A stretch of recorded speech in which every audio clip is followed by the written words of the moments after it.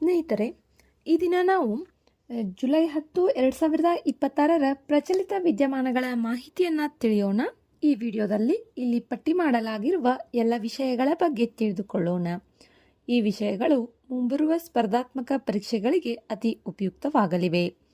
ವಿಡಿಯೋವನ್ನು ಕೊನೆವರೆಗೂ ವೀಕ್ಷಿಸಿ. ಮೊದಲನೇ ಮಾಹಿತಿ, ರಾಷ್ಟ್ರೀಯ ವಿಜ್ಞಾನ ಶಿಕ್ಷಣ ಮತ್ತು ಸಂಶೋಧನಾ ಸಂಸ್ಥೆ. ಇತ್ತೀಚೆಗೆ ಭಾರತದ ಉಪರಾಷ್ಟ್ರಪತಿಗಳು ಭುವನೇಶ್ವರದಲ್ಲಿರುವ ರಾಷ್ಟ್ರೀಯ ವಿಜ್ಞಾನ ಶಿಕ್ಷಣ ಮತ್ತು ಸಂಶೋಧನಾ ಸಂಸ್ಥೆಯನ್ನು 15ನೇ ಪದವಿ ಪ್ರದಾನ ಸಮಾರಂಭವನ್ನು ಉದ್ದೇಶಿಸಿ ಮಾತನಾಡಿದರು. 2006ರಲ್ಲಿ ಸ್ಥಾಪನೆಯಾದ ಈ ಸಂಸ್ಥೆ ಭಾರತ ಸರ್ಕಾರದ ಪರಮಾಣು ಶಕ್ತಿ ಇಲಾಖೆಯ ಅಡಿಯಲ್ಲಿ ಕಾರ್ಯನಿರ್ವಹಿಸುವ ಸ್ವಾಯತ್ತ ಸಂಸ್ಥೆಯಾಗಿದೆ. ಒಡಿಸ್ಸಾದ ಭುವನೇಶ್ವರದ ಸಮೀಪದಲ್ಲಿರುವ ಈ ವಸತಿ ಶಿಕ್ಷಣ ಸಂಸ್ಥೆ ಅತ್ಯಾಧುನಿಕ ಪ್ರಯೋಗಾಲಯಗಳು, ಕಂಪ್ಯೂಟರ್ ಕೇಂದ್ರ, ಗ್ರಂಥಾಲಯ ಹಾಗೂ ಸಂಶೋಧನಾ ಸೌಲಭ್ಯಗಳನ್ನು ಹೊಂದಿದೆ.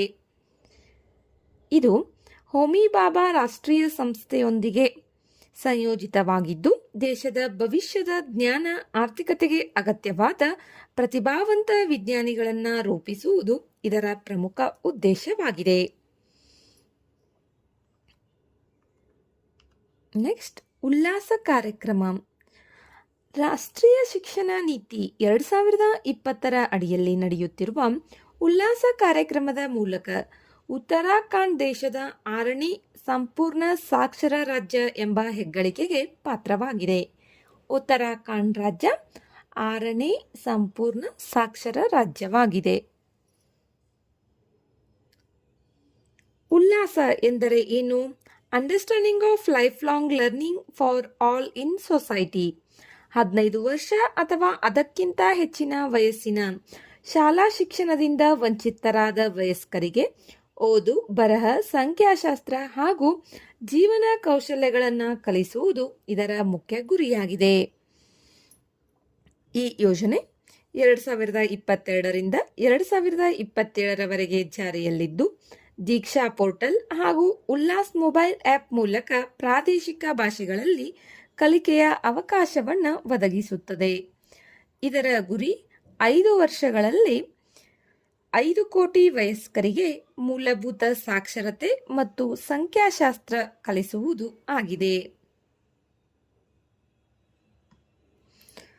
ನೆಕ್ಸ್ಟ್,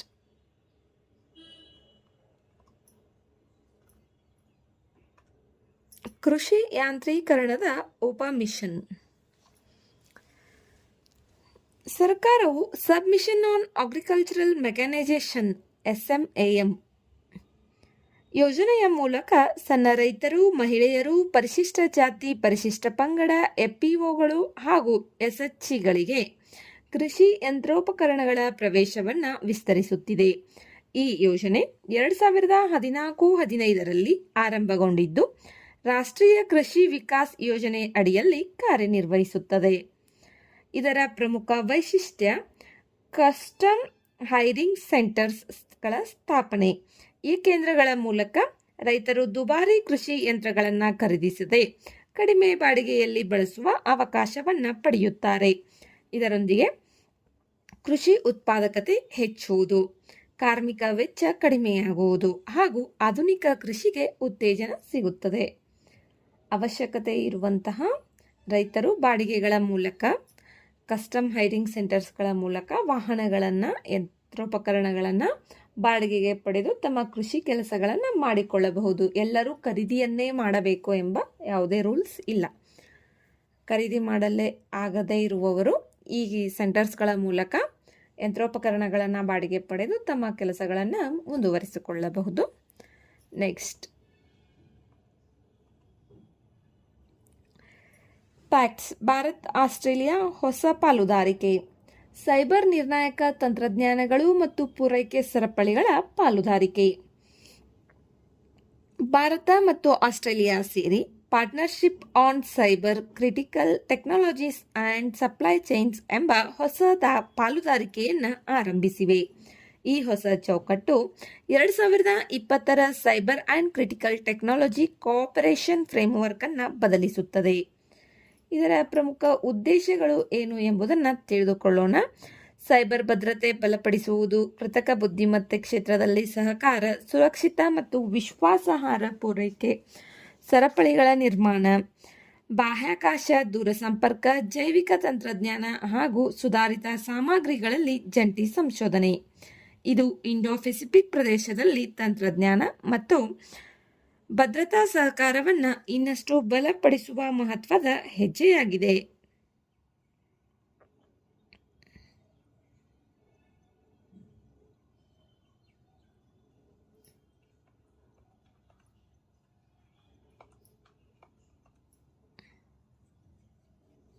ಸೈಬರ್ ಭದ್ರತೆ ಭಾರತ ಮತ್ತು ಆಸ್ಟ್ರೇಲಿಯಾ ನಡುವೆ ಇವಾಗ ಆರಂಭವಾಗಿದ್ದಂತಹ ಪ್ಯಾಕ್ಟ್ಸ್ ಅಂತಕ್ಕಂಥ ಪಾಲುದಾರಿಕೆಯನ್ನು ನೋಡಿದ್ದೇವಲ್ಲ, ಅದಕ್ಕೆ ಸಂಬಂಧಪಟ್ಟಂತಹ ಪ್ರಮುಖ ಸ್ತಂಭ ಆಧಾರ ಇದುವೇ ಸೈಬರ್ ಭದ್ರತಾ ಸ್ತಂಭ. ಈ ಒಪ್ಪಂದದ ಮೂಲಕ ಎರಡೂ ದೇಶಗಳು ಸೈಬರ್ ಅಪರಾಧಗಳನ್ನು ತಡೆಗಟ್ಟುವುದು, ನಿರ್ಣಾಯಕ ಮೂಲಸೌಕರ್ಯವನ್ನು ರಕ್ಷಿಸುವುದು ಹಾಗೂ ಸೈಬರ್ ಸ್ಥಿತಿಸ್ಥಾಪಕತೆಯನ್ನು ಮತ್ತಷ್ಟು ಬಲಪಡಿಸುವ ಗುರಿಯನ್ನು ಹೊಂದಿವೆ. ಇದರಡಿ ದ್ವಿಪಕ್ಷೀಯ ಸೈಬರ್ ಸಹಕಾರ ಕಾರ್ಯವಿಧಾನ, ಸೈಬರ್ ಸುರಕ್ಷತೆ ಮತ್ತು ದತ್ತಾಂಶ ಆಡಳಿತದ ಕುರಿತು ನಿಯಮಿತ ಸಂವಾದ ಹಾಗೂ ಸೈಬರ್ ತಂತ್ರಜ್ಞಾನ ಕೌಶಲ್ಯ ಅಭಿವೃದ್ಧಿಗಾಗಿ ವಿಶೇಷ ಸೈಬರ್ ಟೆಕ್ ಸ್ಕಿಲ್ ಇನ್ಕ್ಯುಬೇಟರ್ ಸ್ಥಾಪಿಸಲಾಗುತ್ತದೆ. ಇದಷ್ಟೇ ಅಲ್ಲ, ಇಂಡೋ ಪೆಸಿಫಿಕ್ ಪ್ರದೇಶದಲ್ಲಿ ಭಾರತದ ಡಿಜಿಟಲ್ ಪಬ್ಲಿಕ್ ಇನ್ಫ್ರಾಸ್ಟ್ರಕ್ಚರ್ ಮಾದರಿಯನ್ನು ವಿಸ್ತರಿಸುವತ್ತವೂ ಈ ಪಾಲುದಾರಿಕೆ ಗಮನಹರಿಸಿದೆ. ರಕ್ಷಣಾ ಕ್ಷೇತ್ರದಲ್ಲಿಯೂ DRDO ಮತ್ತು ಆಸ್ಟ್ರೇಲಿಯಾದ defence science and technology group ನಡುವೆ ಕಡಲ ಕಣ್ಗಾವಲು, ಸುಧಾರಿತ ವಸ್ತುಗಳು ಹಾಗೂ ಹೊಸ ರಕ್ಷಣಾ ತಂತ್ರಜ್ಞಾನಗಳ ಕುರಿತು ಜಂಟಿ ಸಂಶೋಧನೆ ನಡೆಯಲಿದೆ. Next, malaria. ವಿಶ್ವ ಆರೋಗ್ಯ ಸಂಸ್ಥೆ ನವಜಾತ ಶಿಶುಗಳು ಮತ್ತು ಶಿಶುಗಳಿಗೆ ಮಲೇರಿಯಾ ಚಿಕಿತ್ಸೆಯ ಮೊದಲ ಔಷಧಿಗೆ ಪೂರ್ವ ಅರ್ಹತಾ ಅನುಮೋದನೆಯನ್ನು ನೀಡಿದೆ. ಏನಿದು ಮಲೇರಿಯಾ? ಮಲೇರಿಯಾ ಎಂಬುದು ಪ್ಲಾಸ್ಮೋಡಿಯಂ ಪರಾವಲಂಬಿಯಿಂದ ಉಂಟಾಗುವ ಜೀವಕ್ಕೆ ಅಪಾಯಕಾರಿ ಕಾಯಿಲೆಯಾಗಿದ್ದು, ಸೋಂಕಿತ ಹೆಣ್ಣು ಅನಾಫಿಲಿಸ್ ಸೊಳ್ಳೆಯ ಕಡಿತದ ಮೂಲಕ ಹರಡುತ್ತದೆ.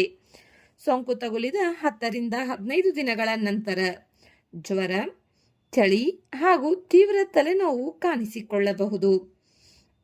ಸಮಯಕ್ಕೆ ಚಿಕಿತ್ಸೆ ಪಡೆಯದಿದ್ದರೆ ಉಸಿರಾಟದ ತೊಂದರೆ, ಕಾಮಾಲೆ, ಕಪ್ಪು ಮೂತ್ರ ಹಾಗೂ ಸಾವಿನಂತಹ ಗಂಭೀರ ಪರಿಣಾಮಗಳು ಉಂಟಾಗಬಹುದು. ಇದಕ್ಕಾಗಿ ACT ಆರ್ಟಿಮಿಸಿನ್ಸನ್ ಕಾಂಬಿನೇಷನ್ ಥೆರಪಿ, ಕೊರೊಕ್ವಿನ್ ಮತ್ತು ಪ್ರೈಮಾಕ್ವಿನ್ ಔಷಧಿಗಳನ್ನು ವಿವಿಧ ಪ್ಲಾಸ್ಮೋಡಿಯಂ ಸೋಂಕುಗಳಿಗೆ ಬಳಸಲಾಗುತ್ತದೆ. ಮಲೇರಿಯಾ ಇದು ಒಂದು ಹೆಣ್ಣು ಅನಾಫಿಲಿಸ್ ಸೊಳ್ಳೆ, ಸೋಂಕಿತ ಹೆಣ್ಣು ಅನಾಫಿಲಿಸ್ ಸೊಳ್ಳೆಯ ಕಡಿತದಿಂದ ಬರುತ್ತದೆ.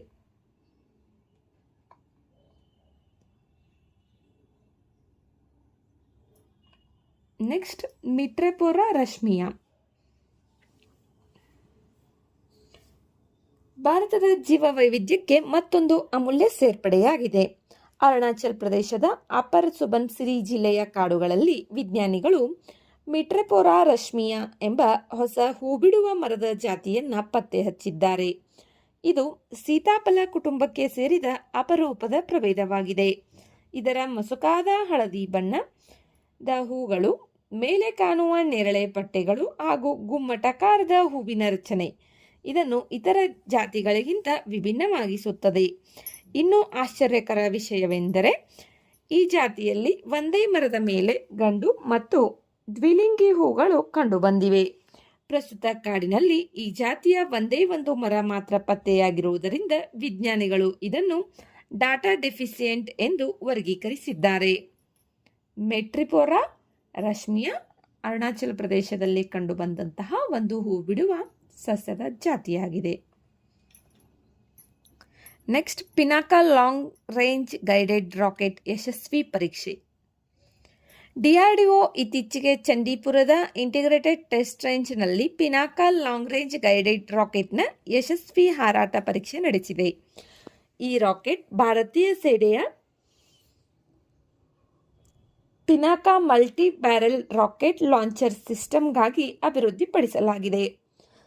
ಇದರ ಅತ್ಯಂತ ದೊಡ್ಡ ವಿಶೇಷತೆ ಸುಮಾರು 120 ಕಿಲೋಮೀಟರ್ ದೂರದವರೆಗೆ ನಿಖರವಾದ ಗುರಿಯನ್ನು ಹೊಡೆಯುವ ಸಾಮರ್ಥ್ಯವನ್ನು ಹೊಂದಿದೆ.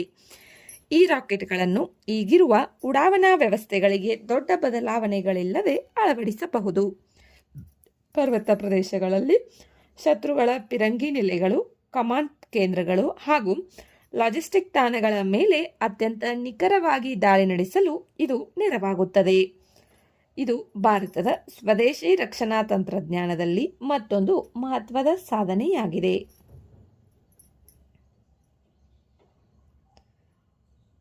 ನೆಕ್ಸ್ಟ್, ಭಾರತೀಯ ವನ್ಯಜೀವಿ ಸಂಸ್ಥೆ wild life institute of India. ಇತ್ತೀಚೆಗೆ ಈ ಸಂಸ್ಥೆಯಲ್ಲಿ 28ನೇ ಸಭೆಗೆ ಕೇಂದ್ರ ಪರಿಸರ, ಅರಣ್ಯ ಮತ್ತು ಹವಾಮಾನ ಬದಲಾವಣೆ ಸಚಿವರು ಅಧ್ಯಕ್ಷತೆಯನ್ನು ವಹಿಸಿಕೊಂಡಿದ್ದರು. ಈ ಸಂಸ್ಥೆ ಯಾಕೆ ವಿಶೇಷವಾಗಿದೆ? ಯಾವಾಗ ಸ್ಥಾಪನೆಯಾಗಿದೆ? 1982ರಲ್ಲಿ ಸ್ಥಾಪನೆಯಾದ ಈ ಸಂಸ್ಥೆಯು ಪರಿಸರ, ಅರಣ್ಯ ಮತ್ತು ಹವಾಮಾನ ಬದಲಾವಣೆ ಸಚಿವಾಲಯದ ಅಡಿಯಲ್ಲಿ ಕಾರ್ಯನಿರ್ವಹಿಸುವ ಸ್ವಾಯತ್ತ ಸಂಸ್ಥೆಯಾಗಿದೆ. ಇದರ ಮುಖ್ಯ ಕಚೇರಿ ಉತ್ತರಾಖಂಡದ ಡೆಹ್ರಾಡೂನ್ ನಗರದಲ್ಲಿದೆ.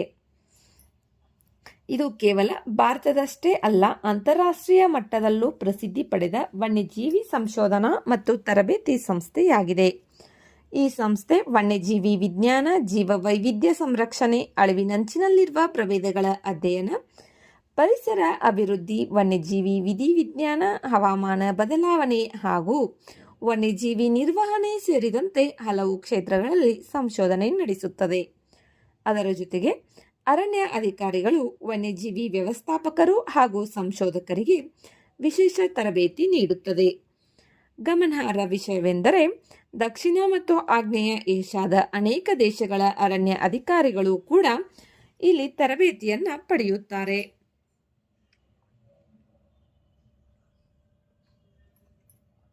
ನೆಕ್ಸ್ಟ್, ಮಗ್ಗರ್ ಮೊಸಳೆಗಳು. ರಾಜಸ್ಥಾನದ ಕೋಟಾ ಜಿಲ್ಲೆಯ ಚಂದ್ರಲೋಯಿ ನದಿಯಲ್ಲಿ ಇತ್ತೀಚೆಗೆ ಹಲವು ಮಗ್ಗರ್ ಮೊಸಳೆಗಳ ಸಾವು ಸಂಭವಿಸಿದ್ದು, ತನಿಖೆಯಲ್ಲಿ ಆಲ್ಡ್ರಿನ್ ಎಂಬ ನಿಷೇಧಿತ ಕೀಟನಾಶಕವೇ ಇದಕ್ಕೆ ಕಾರಣ ಎಂದು ತಿಳಿದುಬಂದಿದೆ. ಮಗ್ಗರ್ ಮೊಸಳೆಗಳ ಬಗ್ಗೆ ತಿಳಿದುಕೊಳ್ಳೋಣ. ಇದರ ವೈಜ್ಞಾನಿಕ ಹೆಸರು ಕ್ರೊಕೊಡೈಲಸ್ ಪಾಲಸ್ಟ್ರಿಸ್. ಇದು ಮಧ್ಯಮ ಗಾತ್ರದ ಮೊಸಳೆಯಾಗಿದ್ದು, ಅಗಲವಾದ ಮೂತಿ, ಶಕ್ತಿಯುತ ಬಾಲ ಹಾಗೂ ಜಾಲಪಾದಗಳನ್ನು ಒಳಗೊಂಡಿದೆ. ನದಿಗಳು, ಸರೋವರಗಳು ಹಾಗೂ ಜೌಗು ಪ್ರದೇಶಗಳಂತಹ ಸಿಹಿನೀರಿನ ಆವಾಸ ಸ್ಥಾನಗಳಲ್ಲಿ ಇದು ಹೆಚ್ಚಾಗಿ ಕಂಡುಬರುತ್ತದೆ. ಇದರ ವಾಸಸ್ಥಳ ಭಾರತ ಮಾತ್ರವಲ್ಲದೆ ಶ್ರೀಲಂಕಾ, ನೇಪಾಳ, ಪಾಕಿಸ್ತಾನ್ ಹಾಗೂ ಇರಾನ್ ದೇಶಗಳವರೆಗೂ ವ್ಯಾಪಿಸಿದೆ. ಮಗ್ಗರ್ ಮೊಸಳೆಗಳು ಮುಖ್ಯವಾಗಿ ಮೀನುಗಳು, ಕಪ್ಪೆಗಳು, ಕಠಿಣ ಚರ್ಮಿಗಳು ಹಾಗೂ ಕೀಟಗಳನ್ನು ಆಹಾರವಾಗಿ ಸೇವಿಸುತ್ತವೆ. ಆದರೆ ಇವುಗಳಿಗೆ ಆವಾಸ ಸ್ಥಾನದ ನಾಶ, ಚರ್ಮ ಮತ್ತು ಅಕ್ರಮ ಔಷಧ ಮಾರುಕಟ್ಟೆಗಾಗಿ ನಡೆಯುವ ಬೇಟೆ ಇವುಗಳು ದೊಡ್ಡ ಸವಾಲುಗಳಾಗಿವೆ. ಇವುಗಳ ಸಂರಕ್ಷಣಾ ಸ್ಥಿತಿ IUCNನಲ್ಲಿ ದುರ್ಬಲವಾಗಿದೆ. ಸೈಟ್ಸ್ ಅನುಬಂಧ 1ರಲ್ಲಿ ಸಂರಕ್ಷಿಸಲಾಗಿದೆ. ವನ್ಯಜೀವಿ ಸಂರಕ್ಷಣಾ ಕಾಯ್ದೆ 1972 ವೇಳಾಪಟ್ಟಿ 1ರಲ್ಲಿ ಇದನ್ನು ಸಂರಕ್ಷಿಸಲಾಗಿದೆ. ಇದರಿಂದ ಮಗ್ಗರ್ ಮೊಸಳೆಗಳಿಗೆ ಅತ್ಯುನ್ನತ ಕಾನೂನು ರಕ್ಷಣೆ ದೊರೆಯುತ್ತದೆ. ಸೈಟ್ಸ್ ಫುಲ್ ಫಾರ್ಮನ್ನು ಕಮೆಂಟ್ ಬಾಕ್ಸ್ನಲ್ಲಿ ಕಮೆಂಟ್ ಮಾಡಿ. ಈಗಾಗಲೇ ತುಂಬ ವಿಡಿಯೋಗಳಲ್ಲಿ ಅದರ ಬಗ್ಗೆ ಹೇಳಿದ್ದೇನೆ. ಸ್ನೇಹಿತರೆ, ಇಂತಹ ಪ್ರಚಲಿತ ವಿದ್ಯಮಾನಗಳ ಮಾಹಿತಿಗಾಗಿ ಮತ್ತು ಸ್ಪರ್ಧಾತ್ಮಕ ಪರೀಕ್ಷೆಗಳಲ್ಲಿ ಪದೇ ಪದೇ ಕೇಳಲಾಗುವಂತಹ ಮಹತ್ವದ ವಿಷಯಗಳಿಗಾಗಿ ನಮ್ಮ ಚಾನಲನ್ನು ಸಬ್ಸ್ಕ್ರೈಬ್ ಮಾಡಿಕೊಳ್ಳಿ. ಈ ವಿಡಿಯೋದಲ್ಲಿರುವ ಮಾಹಿತಿ ಇಷ್ಟವಾದರೆ ವಿಡಿಯೋಗೆ ಲೈಕ್ ಮಾಡಿ, ಶೇರ್ ಮಾಡಿ. ಮತ್ತೆ ಮುಂದಿನ ವಿಡಿಯೋದಲ್ಲಿ ಮತ್ತಷ್ಟು ವಿಷಯಗಳೊಂದಿಗೆ ಭೇಟಿಯಾಗೋಣ. ಧನ್ಯವಾದಗಳು.